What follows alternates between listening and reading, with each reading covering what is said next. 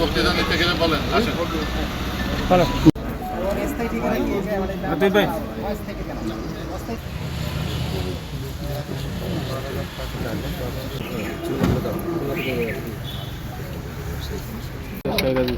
তো সাইড সাইডে দেখা আমি তোমার এইসব গাড়ি তলেও দেখা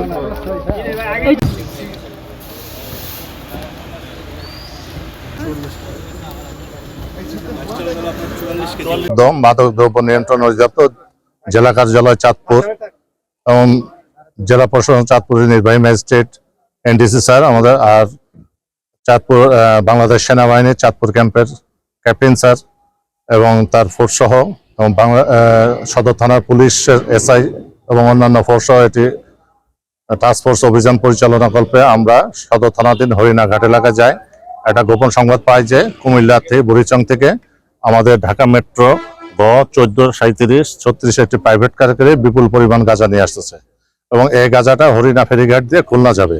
তো উক্ত সংবাদের ভিত্তিতে আমরা যথাসময়ে ওখানে উপস্থিত থেকে আমরা প্রাইভেট কারটা আসা মাত্রই আমরা তল্লাশি করি এবং গাড়ির ভিতরে একজন চালক নাম হলো আশিক মোহাম্মদ রুবেল হাওলাদারকে পাই এবং তার জিজ্ঞাসাবাদ করে গাড়ির ব্যাগ ডালার পেছন থেকে আমরা প্রায় 44 কেজি গাঁজা উদ্ধার করি এবং তার গাঁজা বিক্রির সন্দিগ্ধ টাকা হলো 12,200 টাকা এবং 2টা মোবাইল সেট উদ্ধার করি।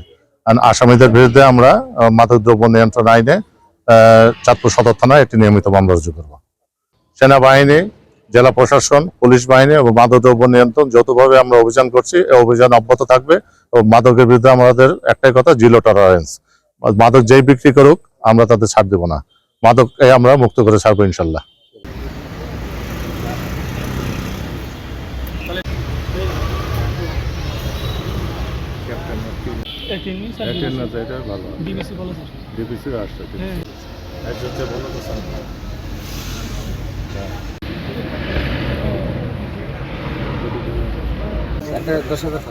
দশ হাজার আর পকেট থেকে নিচে 2,000 কত